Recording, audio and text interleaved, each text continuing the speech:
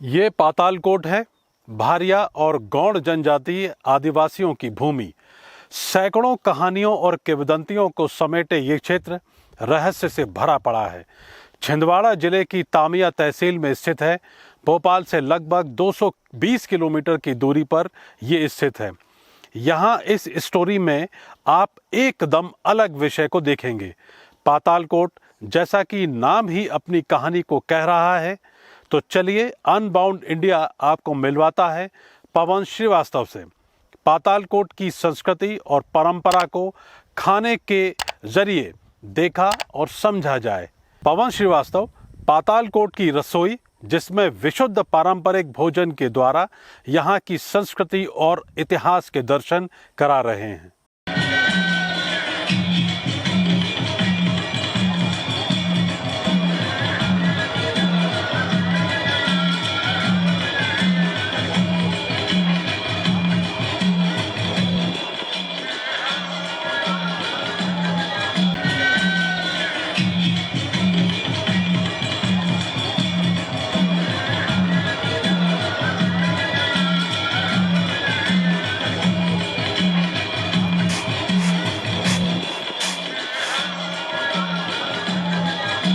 Sir ये पातालकोट है।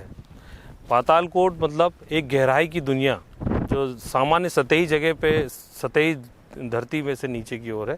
तो ये पूरा जो हम दृश्य देख रहे हैं यहाँ पे, ये गहराई नुमा जगह होने की वजह से पातालकोट है। ये जगह जो है वो ऐसी है कि यहाँ पे अमूमन शाम जल्दी होती है, बहुत जल्दी यहाँ पे अंधेरा आ जाता है, दिन भी यहाँ पे देर से शुरू होता है। उसका कारण सबसे बड़ा यही है कि ये ज़मीन से नीचे स्थान होने के कारण हमेशा ज़्यादातर छाया से ढका रहता है। इस जगह का आकर्षण लोगों में रहा है। वहाँ जाके देखना चाहते थे लोग कि उस प्रकार इतनी विपरीत परिस्थितियों में भी लोग कैसे रहते होंगे और यहाँ की दुनिया क्या है। पातालकोट की अगर हम बात करें तो जो पातालकोट जहाँ पे स्थित है, ये पूरा का पूरा जो विस्तृत क्षेत्र है मध्य भारत का, ये गोंडवाना स्टेट का पार्ट रहा है। तो यहाँ पे जो मूल जनजाति इस क्षेत्र में ज़्यादातर निवास करती गोंड है। लेकिन पातालकोट की अगर हम बात करें तो पातालकोट के जो गांव हैं जितने सारे, उन गांवों के अंदर रहने वाली जो जनजातियां हैं वो भारिया हैं।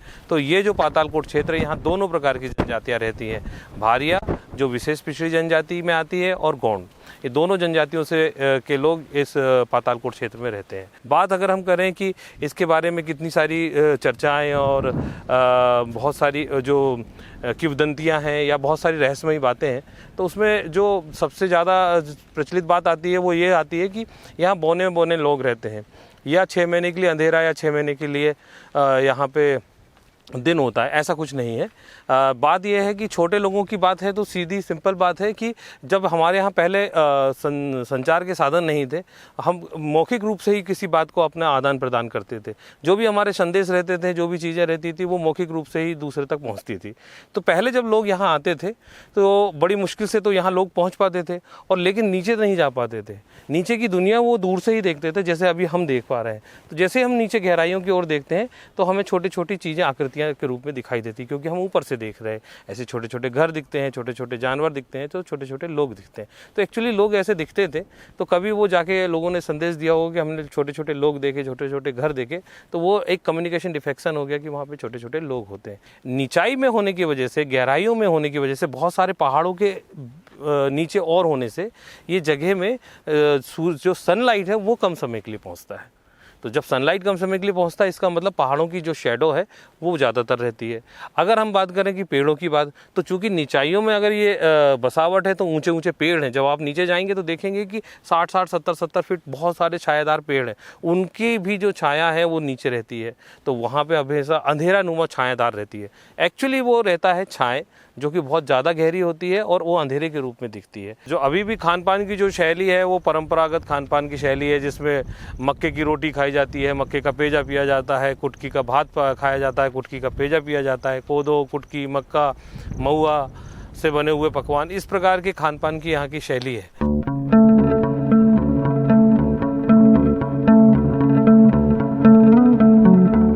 भारतीय कृषि की जो परंपरागत कृषि रही है वो मानसून आधारित ही रही है। वर्षा काल में वेजिटेशन होता था, और वर्षा काल से लेके फिर धीरे धीरे अक्टूबर, नवंबर, दिसंबर तक उसके क्रॉपिंग फ्रूट्स आते थे। और उसके बाद ये करीब मार्च अप्रैल तक हमारे कृषि पे काम होता था। फिर धीरे धीरे थोड़ा क्रॉपिंग मेथड चेंज हुआ। तो आज भी सबसे बड़ी बात जो है, यहाँ पे परंपरागत कृषि प्रणाली आज भी है, जो कि सदियों से है, जो कि अब इसको बोल सकते हैं कि एंशिएंट क्रॉपिंग मेथड भी यहाँ है।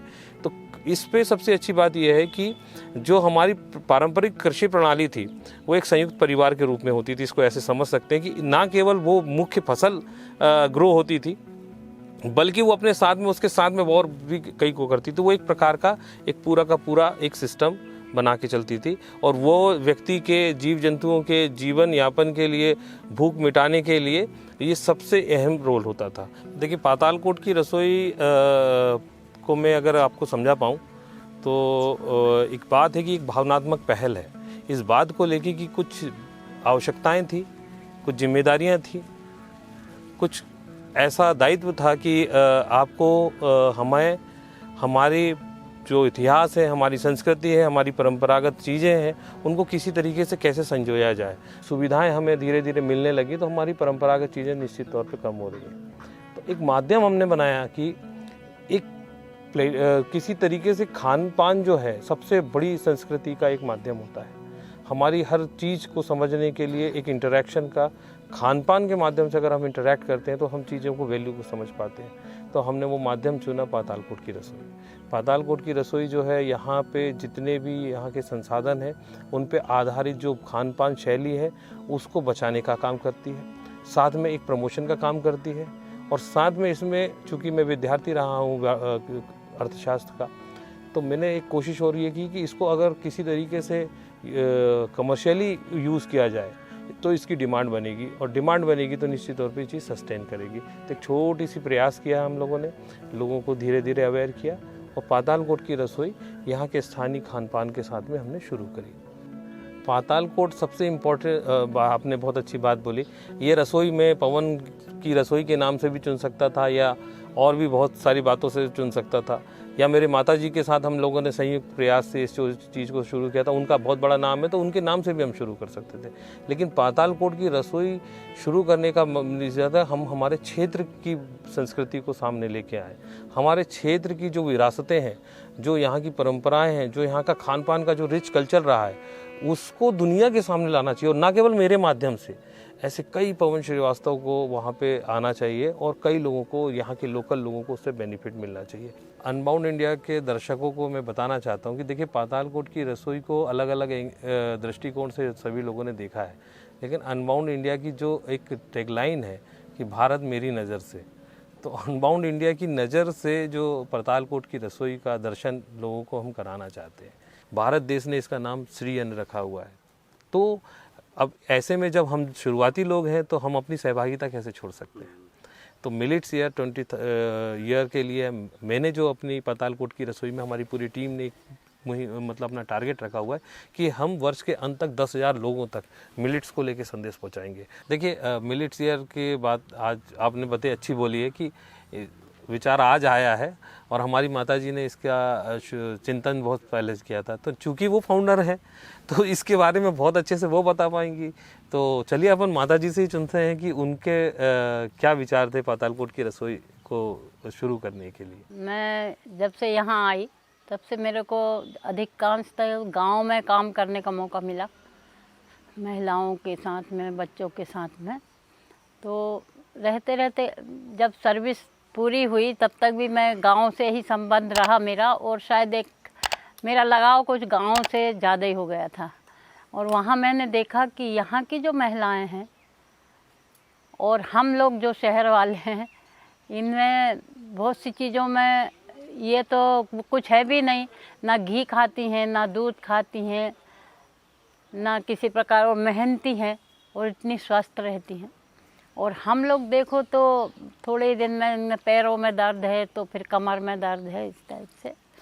तो मैंने ये सोचा कि शायद हो सकता है खान पान में वो हो, तो इनकी चीज़ों को हम लोग भी खा के देखें तो शायद कुछ ना कुछ तो उससे अंतर पड़ेगा करके। सन 2010 के बाद में ये एक ग्रामीण भोजन का निर्णय लिया, तो उसमें फिर ये अपने पवन श्रीवास्तव ने समझो कहना चाहिए कि वो एक पातालकोट की रसोई उसको नाम दे दिया, और उस नाम से हम लोग इस काम को धीरे धीरे शुरू किए। तो पहले तो लोग हंसते थे कि अरे ये क्या है, ये ऐसा तो कुछ है नहीं है, ये तो कुछ दुनिया खाता है इस प्रकार से। पर धीरे धीरे उसमें हमारे एक कुटकी को हम गांव में ले जाते थे बना के, वहाँ लोग देखते थे, वहाँ की कुटकी हमारी पूरी वापस आ जाती थी। और कभी कभी हम लोगों ने सोचा भी कि नहीं अब इसको नहीं भेजेंगे बना के, उसके बदले चावल ही बनाएंगे। लेकिन ये पवन ने कहा नहीं, अपना जो भी है उसको शुरू रखते हैं।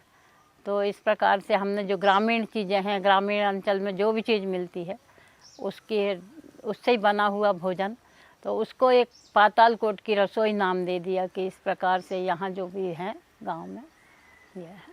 अपने देश की जो भी है उसको हम क्यों मिटने दें।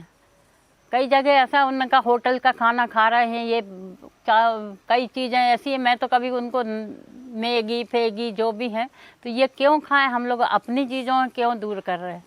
और हमारे देश में यही हुआ कि हमने अपनी चीज़ों को छोड़ दिया है और दूसरे की चीज़ें अपनाई हैं। तो यही सोचा कि नहीं, यदि अपनी चीज़ें अपने देश में अपना के अपन लोग देखेंगे तो हो सकता है कि आगे की आने वाली पीढ़ी भी उसको नहीं भूलेगी। पातालकोट की रसोई में हमारा उद्देश्य रहता है कि हमारे जो गेस्ट आ रहे हैं उनको हमेशा हम हर चीज़ ताज़ी खिलाएं, और उसके लिए हम सुबह से प्रक्रिया चालू करते हैं। तो हमारे जो मीठे पकवान बनते हैं, खीर बनती है कोदो की और महुए की पूड़ी के साथ जो रबड़ी बनती है दूध की, उसके लिए हम लोग यहाँ गाँव में आते हैं, इनसे ताज़ा दूध अपने आँखों के सामने निकलवाते हैं और फिर हम इसको जाके वो सब चीज़ें बनाते हैं ताकि हमारे जो गेस्ट हैं उनको हर चीज़ फ्रेश और जिस उद्देश्य से हमने काम किया है वो हम उनको दे सकें। पातालकोट की रसोई में उपयोग किया जाने वाला ये घी इनके घर से हम लोग बनवाते हैं और ताज़ा घी का उपयोग करते हैं। जिस रोटियों में लगाने के लिए और पकवानों को बनाने के लिए जो भी घी का उपयोग किया जाता है, हम लोग इस प्रकार का ये शुद्ध घी। तो आप ये बताइए कि आपके हाथ में क्या है और कहाँ से ये आता है और क्या है ये, इसका इस्तेमाल क्या करेंगे? ये मेरे हाथ में जो है ये यहाँ पर प्राप्त होने वाली प्राकृतिक चीज़ें हैं। ये फसल जो यहाँ पैदा होती है उनमें से हैं। ये कुटकी है जो यहाँ की पारंपरिक फसल है। ये इसके बरबटी की दाल है, इसके दाल और बड़े वगैरह बनाए जाते हैं। ये कोदो हैं, कोदों का भी भात बनाते हैं और पेजा भी बनाते हैं। ये घी है, ये यहाँ का जो शुद्ध घी है जो हम रोटियों में लगा के उपयोग करते हैं। ये महुआ है, इससे हम मीठे व्यंजन बनाते हैं। ये चने की भाजी है, यहाँ की जो भाजियाँ हैं इनको हम ड्राई करके रखते हैं और इसके बाद में जब बिना मौसम के भी इसका हम उपयोग करते हैं। ये समा है, ये भी हमारा मिलेट्स में आता है। ये इससे हम खीर बनाते हैं और पुलाव भी बनाते हैं और पेजा भी बनाते हैं, ये चीज़ें बनती हैं। और ये हमारी मक्का की रोटी बनाते हैं, उसका पेजा भी बनाते हैं और दलिया के रूप में भी उपयोग करते हैं। और ये इसके बाद में हम लोगों के यहाँ जो सब्ज़ी नहीं रहती है, जैसे बरसात के समय में सब्जियों की दिक्कत रहती है, उस समय हम ये बड़ी बना के रखते हैं। ये है उड़द की दाल, पेठा और उसमें थोड़ा सा मसाले डाल के और वो सुखा के रखते हैं उसको गर्मी में, और इसकी सब्ज़ी बरसात में बनाते हैं। अब आप क्या करेंगे आगे? और ये जो सामग्री है इससे हम आज का जो भोजन बन रहा है वो बनाएंगे और उसमें ये सारी सामग्री उपयोग करेंगे। क्या कर रही हैं अभी?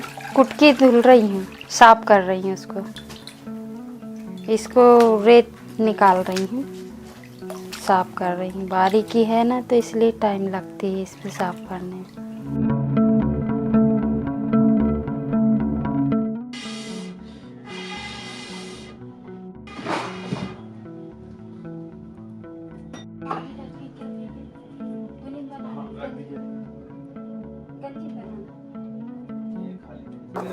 हाँ बबलू, ये क्या कर रहे हो आप? सर ये दूध की रबड़ी बना रहे हैं जो हमारे पातालकोट की स्वीट डिश है। जैसे कि आपने देखा था कि सुबह हमने ताज़ा दूध निकाल के लाए थे, उससे यह स्वीट डिश तैयार हो रही रबड़ी। इसको लगातार चलाना पड़ता है ये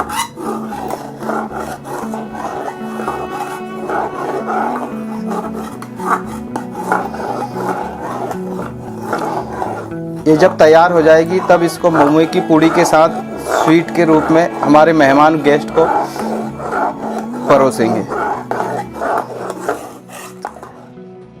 बड़ी साग बना लिए क्या? बड़ी साग बना।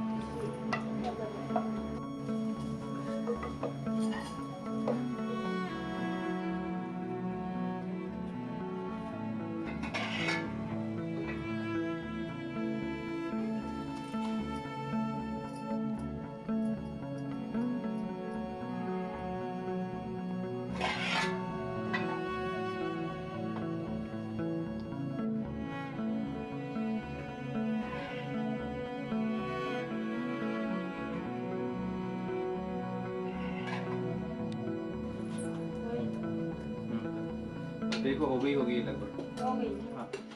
अब ये देखिए, ये मेरे हाथों में है एक बहुत ही अच्छा प्लांट। ये है हमारे देसी टमाटर, भेजरा इसको यहाँ पे बोला जाता है। मक्के के खेत में और घर की बाड़ी में, ये किचन गार्डन में होता है।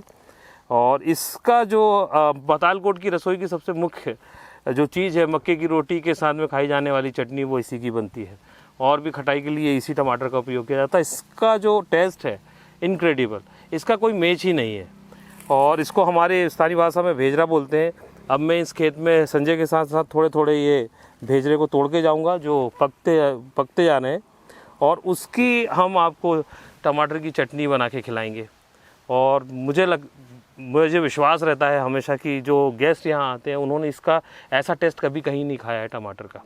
हाँ कमली, इस समय आप क्या बना रही हैं? ये पातालकोट की रसोई के लिए जो थाली में लगती है चटनी के लिए, ये पीस रही हूँ मैं। ये टमाटर है और अदरक, मिर्ची, लहसुन, जीरे, वो थाली में परोसने के लिए चटनी बनाते हैं पातालकोट की, उसके लिए मसाला बना रहे हैं, तैयार कर रही हैं।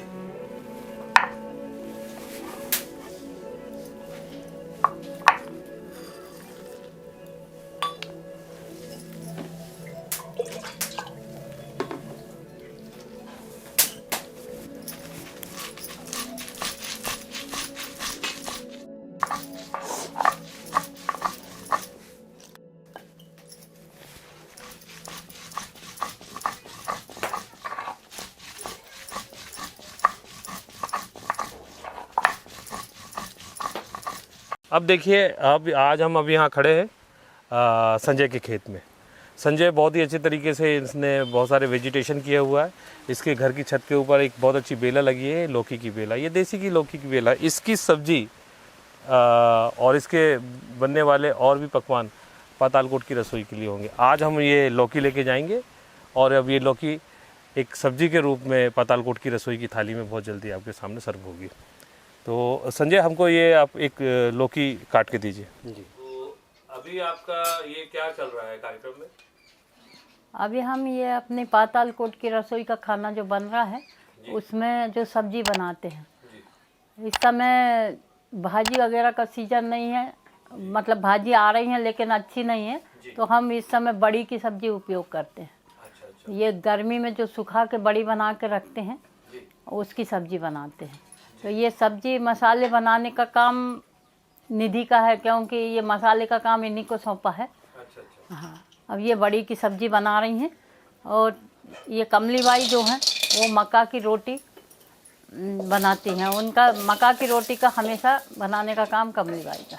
अब ये बड़ी की सब्जी है, इसको हम पहले फ्राई करेंगे और इसके बाद में इसको कम तेल कम मसाले में तैयार करेंगे। निकाल लो।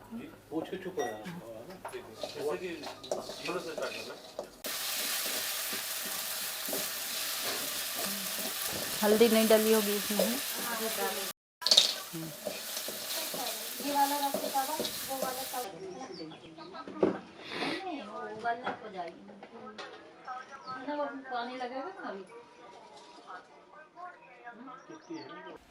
अभी हम यहाँ पर एक खेत में खड़े हुए हैं और ये जो खेत है ये मक्के का खेत है। और सबसे विशेष बात, पातालकोट की रसोई की थालियों में जो आप व्यंजन खाते हैं या जो व्यंजन हम परोसते हैं, उन व्यंजनों में जितनी भी चीज़ें बनती हैं उसमें से बहुत सारी चीज़ें इस मक्के के साथ में उगती हैं। मक्का एक बड़ा विशेष यहाँ का जो फसल है, और इसकी इंटरक्रॉपिंग में जो यहाँ का जो ट्रेडिशनल मक्का होता है जिसको हम पारंपरिक बीज के माध्यम से बोते हैं, उसमें इंटरक्रॉपिंग में बहुत सारी चीज़ें होती हैं। जिसमें अभी मैं यहाँ खड़ा हूँ तो ये आप देखिए मक्के की जो प्लांट है, इस प्लांट में ये एक बेला ग्रो करी हुई है। तो ये जो बेले के साथ में ये जो फल दिख रहे हैं ये बरबटी के फल हैं। और इसी तरीके से बरबटी की हम लोग यहाँ पे कुटकी के भात के साथ दाल खाते हैं, वो बरबटी इन खेतों में होती है। साथ में मक्के के और भी बहुत सारी चीज़ें होती हैं। हम जैसे जैसे ये मक्के का खेत में अंदर जाते जाएंगे हमको बहुत सारी चीज़ें दिखेंगी। हम कचरिया खाते हैं, वो कचरिया इनमें होती है। ककड़ी खाते हैं, वो ककड़ी इनमें होती है। और रजगिरा होता है, उसके साथ कुछ भाजियाँ भी होती हैं। और अभी आप देख रहे हैं सबसे इम्पॉर्टेंट चीज़ है वो है मक्के की रोटी जो हम खाते हैं, वो ये मक्का जो है ये देसी मक्का कहलाता है। इसका जो बीज है न जाने कई सदियों से परंपरागत तरीके से घर में रखा जाता है सहेज के, और इसको बोया जाता है, और आज भी ये विद्यमान है। ये बड़ी विशेष हमारे लिए बात है कि मक्का हमारे लिए क्यों महत्वपूर्ण है, क्योंकि मक्का ना केवल अपने आप को ग्रो करता है बल्कि उसके साथ 10 से 15 प्रकार की चीज़ों को करता है। एक संयुक्त परिवार को हम इस मक्के के खेत में देख सकते हैं। आटा भी जलती है ना, फिर वो उतनी अच्छी सफाई नहीं आएगी, लगेगी तवे में रोटी चिपक जाती। चलो आप देख तुम लो, भी बनाओ। बनाना होता बनाओ चूल्हे।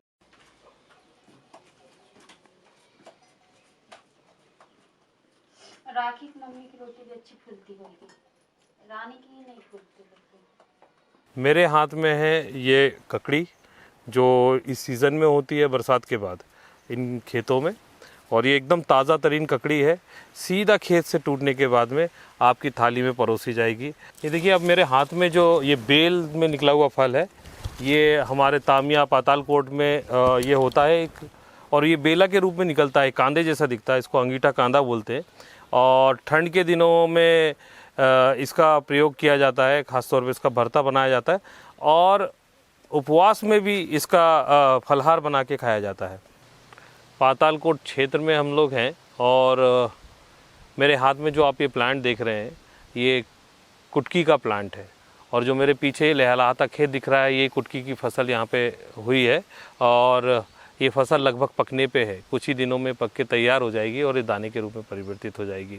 पातालकोट क्षेत्र में की मुख्य खान पान में कुटकी का प्रयोग किया जाता है, और पातालकोट की रसोई की सबसे आकर्षक जो डिश होती है वो कुटकी का भात होता है। उसी की ये तैयारी के लिए हम बिल्कुल तैयार है ये फसल।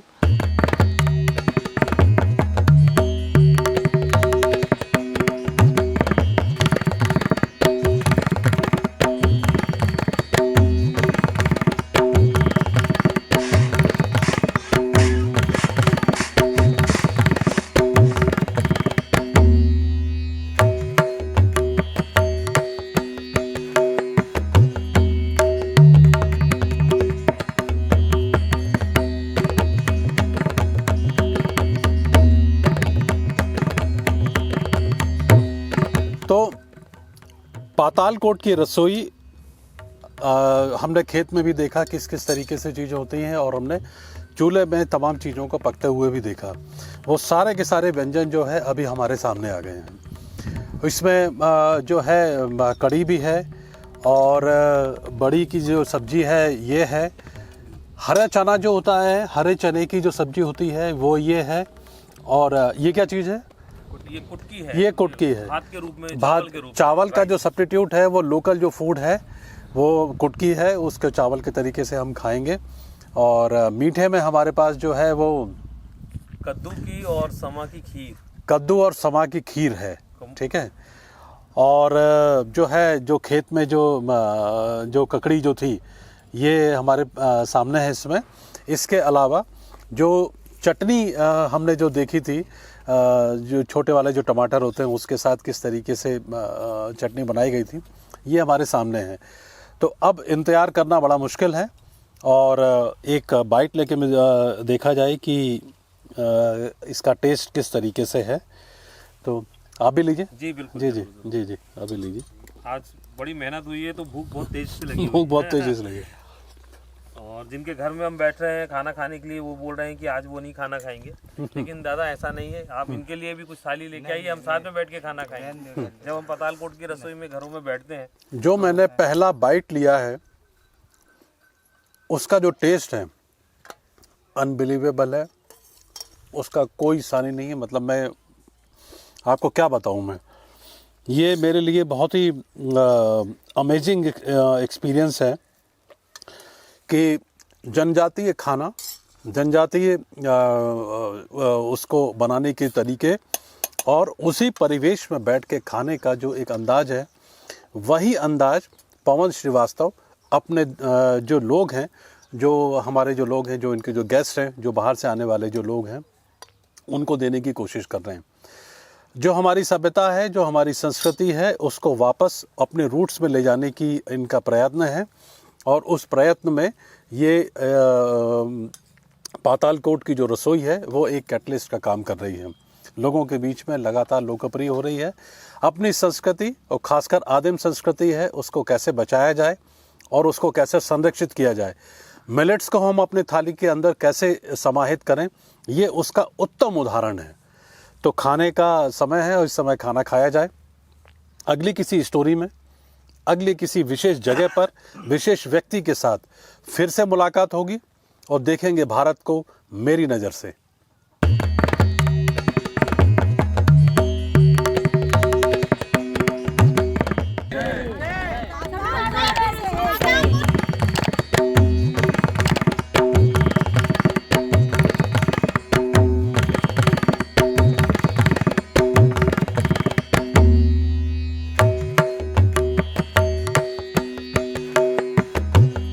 ट्रेडिशनल फूड था, बहुत बढ़िया लगा। खास करके ये डिश जो मालपुए टाइप की जो मीठी डिश बनती है, बहुत बढ़िया लगा।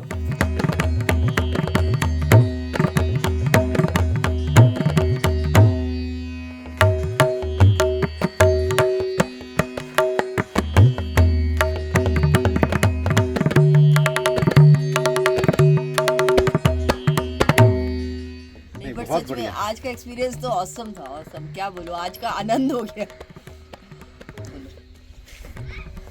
ये ट्राइब्सकेप्स के पवन भाई जो आज अरेंजमेंट किया है, पातालकोट की रसोई, बहुत उत्तम खाना।